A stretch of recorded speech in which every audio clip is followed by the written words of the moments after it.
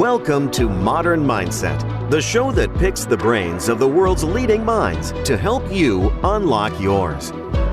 Decoding the beliefs and strategies of global experts to give you an updated mindset to make the most of modern life. Hosted by the UK's most in-demand and highest-paid hypnotherapist, Adam Cox. This is Modern Mindset, the show that picks the brains of the world's leading minds to help you unlock yours. I'm your host, Adam Cox, and joining me today we have Chief Crapologist and founder of Oh Crap. We have Bruce Hultgren on the show. Welcome, Bruce. Pleasure to be here all the way from Australia. Yeah, great to see you. And that kind of virtual background you've got there is making me very, very jealous. The weather in the UK this summer hasn't been great. Bruce, tell us a bit about your background, because you're known now as quite a high-profile entrepreneur in the area of sustainability and having an impact on the world. But was that always your path, or did it kind of take a bit of a twist and a turn? No, definitely a twist and a turn. My background is basketball. I was lucky enough to play professionally for 8 years and developed programs, and I've always wanted to make a dent in the world. And then, so I ran a little business called Pocket Angels in the US for 5 years, moved back here, and then we got a rescue dog. And after about 3 weeks of picking up its chocolates in plastic bags, I thought there's got to be a better way. Went and did some research and realized there wasn't. And so I thought, I'm going to fix this. So here we are, 20 million bags later. 20 million bags later. And I have a dog. I have an Irish red setter. His name's Paco. He can poo a lot. You know, he's an eating and pooing machine. And I'll be honest, the idea of sustainable bags hasn't really kind of dawned on me, because you can get these kind of small packets of like 100 poo bags, very cheap. And you know, when I think about how much other plastic I've got, you know, going on with kind of like carrier bags, it seems quite insignificant. But that figure, you know, 20 million bags, it all adds up, doesn't it? Yeah, the funny thing about being a chief crapologist, part of learning about all this was some of the devastating numbers. Like in Australia alone, we put in to landfill about 1.3 billion plastic bags with dog crap in them every year. So up to 4% of all landfill is dog crap. So you think about that, and then you think of the amount of dogs in the UK and the US and what that represents. So in Australia, for instance, a story I like to tell is, imagine a VW Beetle made of dog crap, solid, wrapped in plastic bags, driving into landfill every single day, about 1,400 kilograms worth every day, which is not a good thing if you're eating your lunch right now, but absolutely. And I imagine, you know, it's better for the environment for that dog crap to not be surrounded by a plastic bag, you know, because effectively I'm guessing when it decomposes, it's going to have pockets of methane or something that can't really integrate with other material. I mean, you're the chief crapologist. What's the impact of having these plastic bags surrounding the dog poo and then going into landfill? Well, the simple thing is you end up with mummified rocks of dog crap. You know, most plastic bags will take up to 1,000 years to break down, and that's not fully, but that's just to give access for maybe some sort of oxygen to get to the waste. The beauty of our bags, not only are they 6 times thicker than your normal bags, so you don't have to worry about getting dirty fingernails, is they're made from cornstarch. So as soon as they hit the ground, so you can hold water in them for months and months, but they don't activate until they go into the ground. And then the worms and the microorganisms literally just start chomping on them because it's made of corn. That's fascinating. Where did the idea of investigating that material and the science behind it, you know, how did that come about? I have a sourcing partner in China, a go-to. And the funny story was I literally walked back up the driveway from taking the dog out, and I sent him a message and said, I want to fix this problem. And I'm thinking in my head, I've got a couple of months. He's going to go and do research into factories, scientific stuff, what's available. He sends me a message in 2 hours and goes, I've got your solution. And I'm like, oh, crap. So now I've got to actually do something. And it's like, there's a cool brand name. So here we are. And if anyone looks at our logo, you'll see 4 paw prints. That's actually the position of a dog's feet when it's giving you some chocolates. So, and then the material itself, cornstarch is now, it's a relatively new technology because it's about 10 to 15 years old, but it's getting better and better as technology grows and people are aware of this material. Yeah, no, fantastic. So, it takes, you said about 1,000 years for plastic to actually degrade and kind of, not fully, as you quite rightly said. For these bags that are 6 times thicker, made of cornstarch, how long would it take before that is kind of fully biodegraded? So in perfect composting conditions, like fully industrial composting conditions, 90 days and they're gone.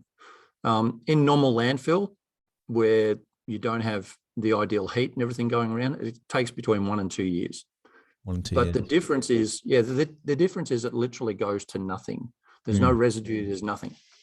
No, I mean, that's amazing. And obviously the impact on that is, very significant when you're talking about the numbers and the scale of that. I mean, what percentage of, let's say, dog poo at the moment is using, compostable, biodegradable bags, and how much is just used like I do currently with these, standard plastic poo bags? I actually can't answer that question. I would say probably 70 to 80% of all dog owners who pick up after their dog. So in Australia, there's just under 5 million dogs. And we allow that 2.5 million of those dogs are what we call country dogs. So crap anywhere, doesn't matter. Mm-hmm. And then the rest are what we call domestic dogs, where they're in suburbia or they have to be picked up. So I would say, probably of that 2.5 million here, you've probably got 70% of people that are still using plastic, if not higher, because it comes down to a knowledge thing and also not an affordability thing, but sometimes people just don't care. They're like, well, I care about the environment, but what's this going to do? Yeah. And then I think the biggest thing that we have to deal with and we educate people on is the difference between compostable and biodegradable. With biodegradable, there's actually no timeline or rule for me to say that something is biodegradable. So I can give you a plastic bag and say, this is biodegradable, and it's completely legal. You just have to wait 1,000 years and it doesn't go to nothing. Whereas in order for something to be compostable, it has to pass international standards. It can carry all the tags, and the factories are checked every year to keep that certification. So there's a big difference between compostable and biodegradable. Yeah. Because given a long enough time frame, everything's biodegradable. A banana might take a few days, whereas a plastic bag might take 1,000 years, but they're still going to degrade over time, but it's just a length of time, and you're speeding up that process. And I think for a lot of people, there is this kind of feeling of, well, it's just a tiny bag, what's that going to do? But then it's the frequency of that. And my dog goes through, I don't know, if I take him for a walk, I get through 3 bags just on the walk there and back, and that's just kind of, once or twice a day. So, what kind of impact do you vision, if you're gazing into your crystal ball saying, right, if things were as you want them to be, and we get that 70, 80% down to, 0, and 100% of dog poo is picked up using biodegradable bags or compostable bags, more specifically, what kind of impact do you think that would have on the planet, on the environment? Oh, unbelievable. If I can look in that crystal ball, it becomes as simple as the government going, no more. You cannot pick up your dog waste in plastic bags, just like they did with supermarket shopping bags. So for me, that's a fairly simple thing to get over. What difference will it make? Well, if you picture 4% of all landfill made up of dog waste, and now that 4% can actually be converted, which then increases gases, increases positive airflows, all these other things that are great for the environment that feces does, then there'll be a hell of a lot of fat worms underneath the ground too, because they're going to be eating it. They're not banging into plastic bags. So the actual scientific difference, couldn't tell you. The major beneficial difference will be in 100 years from now, like we couldn't get the benefit of a tree being planted. All of that landfill then is converted and gone instead of being stuck in mummified rocks. Yeah, no, it has a big impact over time, and I'm sure it compounds because the more people that do it, then the collective impact, kind of grows over time. In terms of the UK, one of the biggest differences they made with plastic, with carrier bags in supermarkets, is having a fee. So suddenly plastic bags went from being free to 5p and then 10p, I think they are now. So they got more expensive. And then suddenly you would see people bringing in old bags into supermarkets and kind of using them again. And I think it dropped by about 80-90%, just by having a nominal fee. I'm not aware of in the UK, there is a surcharge or a tax or a levy on dog poo bags. Do you think that would make a difference, rather than just outright banning them, but kind of making them, let's say, more expensive than the compostable equivalent? That would be a game changer, right? Yeah, it would. But you'd still have people going around that, we're humans. So if we can find a loophole, we'll take it. And I simply think if you have a dog and you're walking it and you're carrying bags, they should have certifications on them to go, this is actually good for the environment. So in Australia, like the shopping bag phenomenon and the change, it's saved. So we have 2 major supermarkets, and it saved each of them between $20 and $40 million a year by not supplying free bags, straight off the bottom line. And what they did, they said, right, if you want to buy a bag now, it's 15 cents and it's a big bag, but I know that bag costs them half a cent. So they've gone from all that loss to a profit, and there's still no consequence on the plastic bag. Like you pay 15 cents for it because it's convenient, but there's no consequence. It's still a plastic bag. And so as far as dog bags, I simply think it should be, if you've got a small, promoted as a dog bag and it's a small bag, then it's got to be compostable. Like, let's just draw the line and go, no more. Every piece of plastic that's ever been produced still exists. That's a scary thought, isn't it? That every bit of plastic, because obviously plastic hasn't been around for 1,000 years. And if it takes 1,000 years to biodegrade, then, we've got, and I'm sure there is more plastic being created now than there was 10 years ago. So, it's a bigger problem. It's a scary thought. But again, it's things like this that get it on people's radar, because I think a lot of people, they got busy lives. Maybe they have a dog. They're just not thinking, right, what's convenient? I need to get this poo off the floor, off the pavement.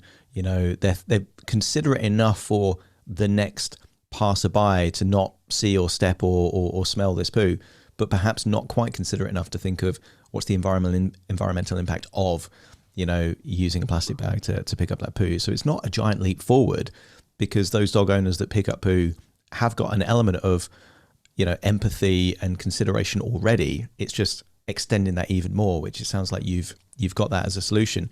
Obviously, you're kind of Australia based. Is your products available in the UK or the US currently? They're about to be. Amazing. Yeah, we've spent a lot of time, probably the last 18 months, making sure the systems are right. And because both of your markets are so much bigger than ours, we have to be prepared for what happens when someone says yes. So we finally got to that point. So we are aiming to hopefully be in the US and the Northern Hemisphere by the end of the year, but it'll probably be early next year for both the US and the UK. So yeah, super excited about that. Can't wait. Congratulations on that. I mean, that's a big step forward. Obviously, a massive population, lots of dogs, over here in the UK, and probably even more so in the States. So congratulations on that achievement. What's been the biggest challenge that you've had to overcome to get your business to where it is now? Scalability. When I got the first idea and I ordered my first little 60,000 bags, and I got my rolls and made our own little boxes and stickers and built a really crappy website. And then someone said yes, and they ordered one. And I'm like, ooh, we're away. and now we order in container lots, which is nice. The biggest challenge has been going from step to step, scale to scale of, all right, what does this look like? How do we manage this financially? How do we manage the systems? When we get picked up by a retailer now or a distributor, what does that look like? And putting the right people in the right seats to make sure that all happens correctly. So we're only a small company. We've only got 5 people in it. But I've now got a CEO who's brilliant at what he does. I can do what I do, which is, the mad scientist and the visionary, and let's go this way. And we all agree on that. And then we've got someone who does distribution, and we've got someone who does social, and we've got someone who does customer service, just, takes care of everyone that comes onto all of our socials. So it's a small team, but everyone is rowing in the same direction. And probably the biggest challenge was finding the right people. Mm. I mean, they say, in the same way they say everyone's got a book inside them, a lot of people believe everyone's got a business inside them. Very few people actually will take that idea they've had and turn it into a business. What do you think was different about you than the average person that actually took your concept, took your idea, and got to the point where you said, oh crap, and it was suddenly alive? Probably been unemployable since I was about 25. So because I've got a background in doing business stuff, for me, it's a natural thing. Like, I saw the opportunity. I knew it was going to be hard, but it was, here's a niche, here's a global need for this thing, and it's going to be fun. So what makes me different? Well, doesn't matter how many hours I need to work, I'll get it done. If I want to make this difference, let's go. And there's no safety net. I don't have a side gig or a job to fall back on. It's, let's do this. And thankfully I've got a super understanding wife that it's like, yep, let's go. So we did. That's it. Burn the boats to take the island, isn't it? It's kind of like have no backup plan. And, is there anything that you felt that you learned being a professional basketball player that has helped you in business? Oh, resilience and persistence. I don't care what anyone says. When you have to train 4 hours a day, 6 days a week, 50 weeks a year, anything outside of that is easy. So you want me to do a 14-hour day? Okay, that's, I can walk at the end of that. And so all of those things where you have to fall in love with the boredom of repetition. If you want to get bigger in the gym, you've got to do weights, and you start off light and you get bigger and bigger, but you've got to go through that sequence. And it's no different to business. It's, in basketball terms, if you want to play at a decent level, you've got to be able to use both hands. You can hide one hand for so long, but as soon as you get to a level, you get exposed. It's no different in business. If you don't have a skill set, or if you haven't done the work in that, then you get found out. The secret is, if you know that you can't do that and it's not your skill set, find someone who can do that. And that's where it's different to sport. Yeah, because in sport, you can't, I guess in certain sports like American football, they've got such a big team, you can get people for the right positions, which is more like in business. But in particularly individual sports, you've got to work on your own weaknesses to get them up to a strength. And there is something almost gladiatorial about the business mindset that you kind of know there's no safety net, but that's what makes it appealing. There is no place to hide, but you wouldn't have it any other way. And I think, not everyone is wired like that, but I imagine people that are attracted to competitive sport, they like the challenge. They know they're not going to win every game, but they're going to learn from their losses and kind of celebrate the wins. And in that sense, would you say sport is a bit like business? Oh, totally like business. One of the best lessons I learned was there's only 2 arenas where winning is critical: surgery and war. They're the only 2. Apart from that, as long as no one dies, you play on. And as long as you don't hurt somebody, you play on. So, I'm smarter today than I was this time last week because I've spent, 15 minutes a day learning stuff, and you pick up a little thing here and a little thing there. And the thing with sport, and in professional basketball, and you would have even seen it with the Olympics just on, each one in that team has a specific role to do. And if you've got people that need to shoot the ball, well, your job is to go and set a screen and then do this, this, this, and this. Now, if you don't do that, there's a breakdown and that gets found out. And it's the ones who are prepared to do that role and do it to the best of their ability, but then have a skill set to go, if it hits the fan, I can now go and do this. And it's learning all those skill sets and having the discipline to do those things. And, you know, it's doing the reps at work. If you need to do something and you need to get up at 4 o'clock in the morning to do it, okay, get up and do it. That's it. There is that element of verifiability, isn't there? In sport, you know, in the gym, in business, because I think in society, and I think social media has fueled this, anyone can talk a good game. Anyone can pretend, they can pretend that they're competent or skillful or successful. There is this kind of facade almost that there's so many people out there that are projecting a reality that is different from what's actually there. But in business, you know, the accounts don't lie. You know, if you're profitable, you know, if you're not, you don't exist. It's very Darwinian in that sense. And I think in sport or exercise, you can't fake doing the work. You know, strength doesn't increase unless you kind of have something to push against it. Competency doesn't increase unless you practice, refine, and change your approach. So, you know, I can see how that background in sport certainly helped you in business. Tell me about that GOYA Life. Because, you know, already having a successful business, a growing business, and then you put more on your plate by having a second business. What's going on there? I kind of started both at the same time, to be honest. It was a revelation that I needed to develop something because there was nothing in the sport world for athletes and coaches to build and grow together when they're away from each other. And it was everything I wanted to build.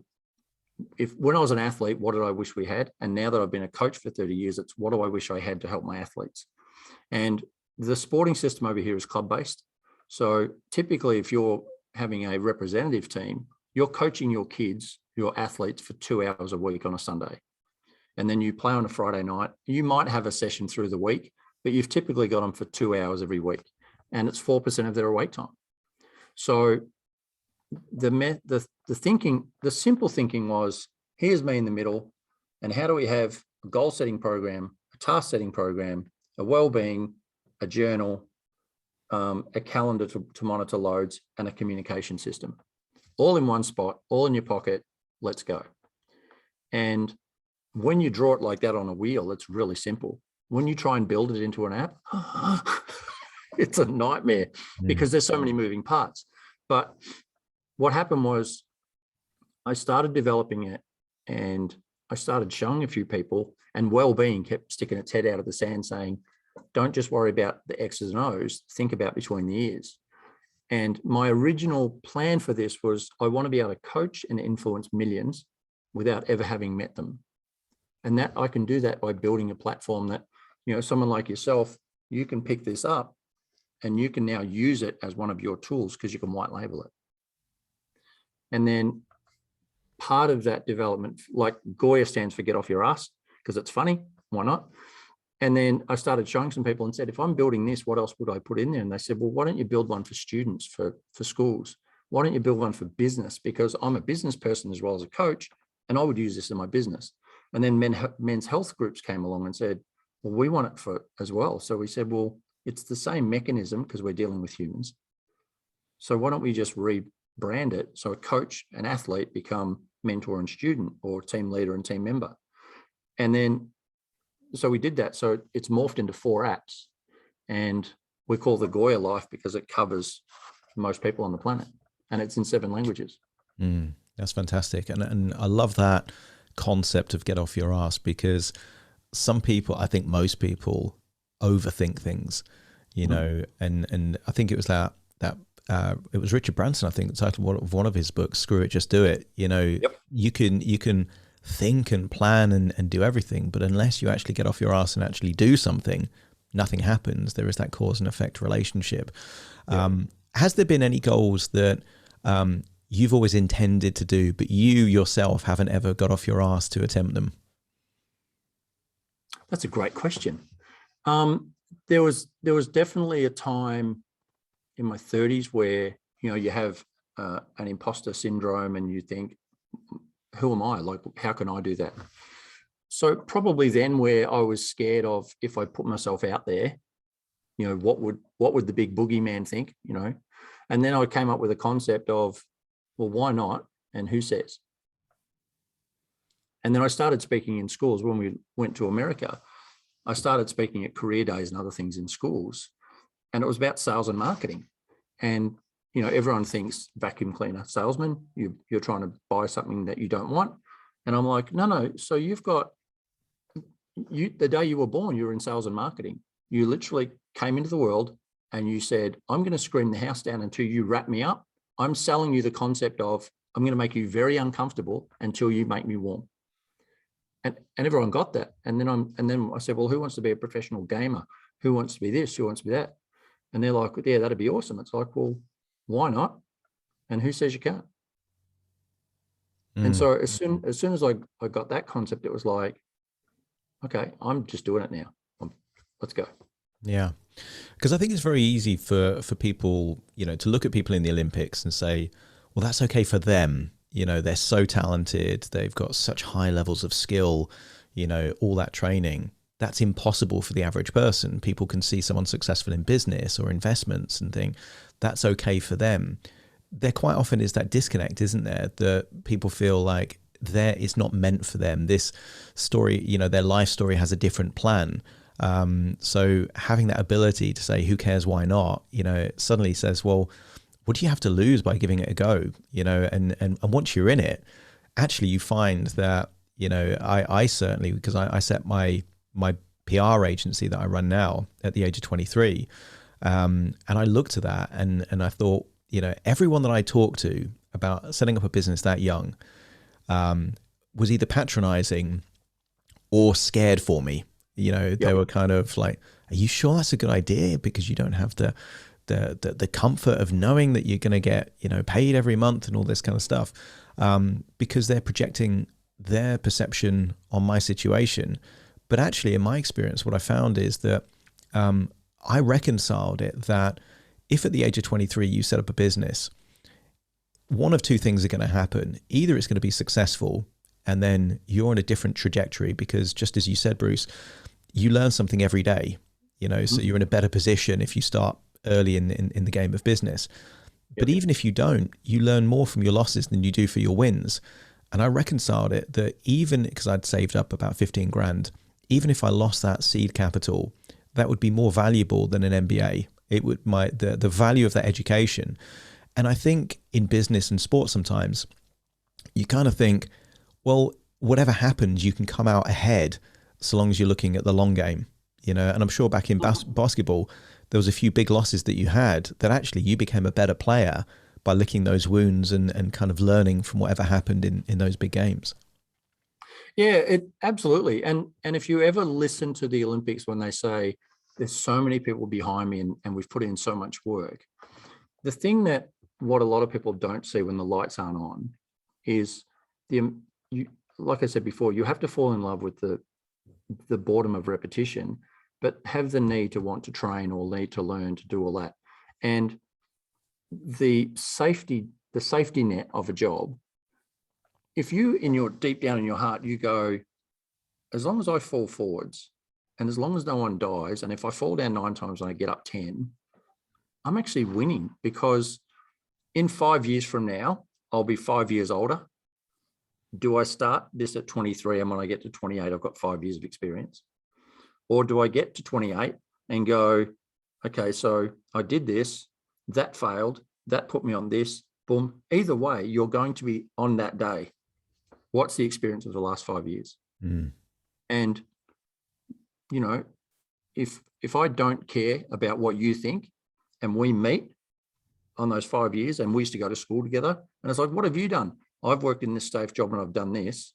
Are you happy? Oh, not really. What have you done? I've done this, and this, and I lost it all and I've come back and I've done this, but now I'm on this path. As long as you're happy, who cares? Yeah, I think that's the key thing. But I think also what I've seen, particularly on social media, is, you know, almost a bit of a dichotomy in the sense that there's a growing level of respect and empathy and understanding for people that are vulnerable in some way. So there is a tolerance, there is an understanding. For people in business, though, there is a growing narrative that if you're successful in business, it is your duty to give all that money away to the less worthy. And I think there is a lack of appreciation of the level of risk or hard work that goes into business, and almost an element of judgment that because someone's successful in business, therefore they're privileged or abusing their power or something like that. You're obviously in a business where the goal or the mission of those businesses is to impact the world positively.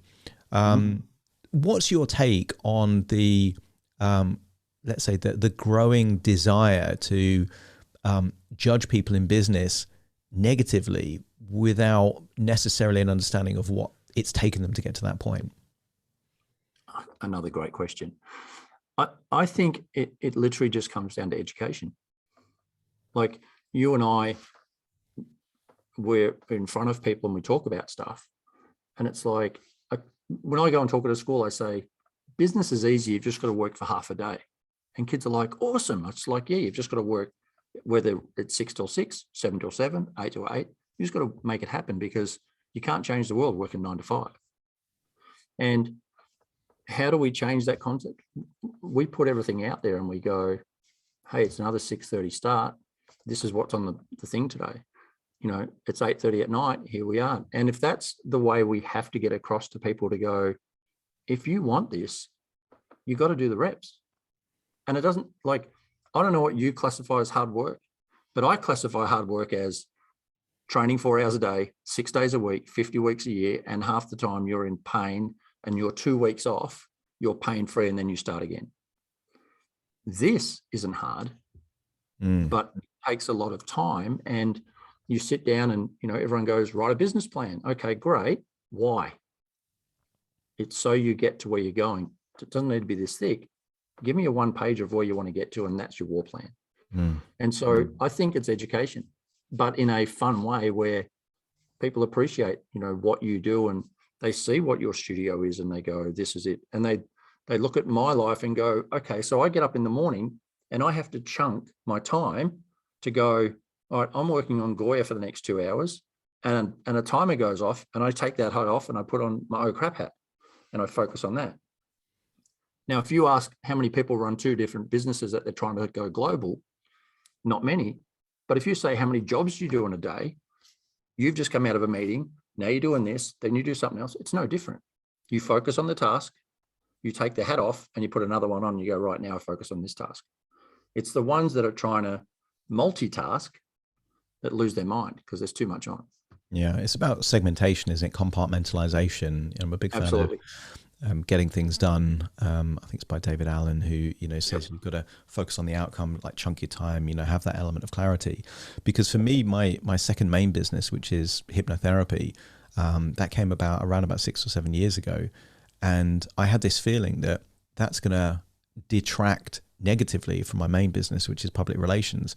But a weird thing happened. By me having 2 businesses rather than 1, actually both businesses improved, because it gives you almost like a psychological break from just feeling like you're focused on one thing. And I'm sure in sports training, you know, sometimes it's varying the exercises, maybe the same muscle groups, but kind of varying them. And then that kind of feels fresh because you've got that element of contrast. What would you say is the biggest challenge that you have from running 2 different businesses simultaneously? Oh, just the hours in a day. And it's finding, like, we're still a small team because I haven't found that right person now that will sit on that seat on the bus, because my leadership style is, you're part of the family. This is what we're, you know, going to employ you to do. Go and do it. You're not getting micromanaged, not doing this, you're not doing that. I trust you. Let's go. And until I find those correct people, or I get someone to find that exact right person, I do it, or the rest of the team does it. Did that answer the question? It did. You did. Yeah. I would say balance is one of the key things, isn't it? It's kind of not putting all your eggs in one basket, but having that variety. And, you know, there is an element of spinning plates here. You've got to keep your eye on things, but, you know, be aware of the consequence and delegate accordingly. What's your next big goal? You've got potential distribution, you know, being organized in the States and in the UK. You know, what for you, if you look at your own business plan, you say, right, if everything goes to plan in the next 2 to 3 years, what does that success look like for you? OCRAP is a global household name that and everyone knows what it stands for. We've got a sister company that we're launching called No More Plastic Crap, and we're moving into things like compostable courier satchels and mailing satchels, and a few other little sectors like that. And that's just fun. So in the next 3 years, that will happen. So across the UK and especially North America, that will happen. In GOYA world, we only soft launched in June. And that's all about saving lives. It's prevention rather than cure. You know, part of the backstory was in May 1982, when I was 17, I was going to suicide, and I could tell you the exact date and the time, but I didn't because I couldn't do that to my parents. And ever since that day, part of the software development has been, how do I help people make sure they have the two things in their life that are critical? Do I belong somewhere? And does someone care? So they're the triggers. So part of that now with the 3-year vision is everyone knows what GOYA is, and corporations and sports clubs and schools all over the planet check in with their people every day to make sure they're okay. They're not checking up on them, they're checking in with them. So they feel like they belong and that someone cares. And then prevention is rather than cure. So the next 3 years, that's the vision. That's the big vision for both. Fantastic. If you were inspiring someone right now that isn't pursuing, let's say, their big goals, their big plans, and you wanted them to get off their arse, in a sentence or two, what would be your pitch to motivate them to actually get off their arse? The first thing is find your purpose. And I found the best way to do that is you sit down for 15 minutes and you write down at the top of a page, what do I want? And then you put some soft music on or whatever it is that floats your boat in the background, grab a cup of coffee, and you write down, you literally say out loud, what do I want? And you write it down. What do I want? Write it down. And you'll go through all the material things, and then you'll go through some nice to have things, and then you'll get down to the core guts of it. And as soon as you get down into that and you find what your purpose is, that's when the alarm bells go off and the buzz happens and the hairs on the back of the neck stands on end, and you go, this is it. And you might be in that field already, or you might be out here. It's like, I need to get into this. How do I get into that field, and then start working towards it? So purpose is everything. If you can say you want to make $1 million, great. You want to go and sell this. Well, there's no passion in that. And as soon as you hit a road bump, you're out. It's too hard. But if that's your passion, it's a brick wall, you're straight through it.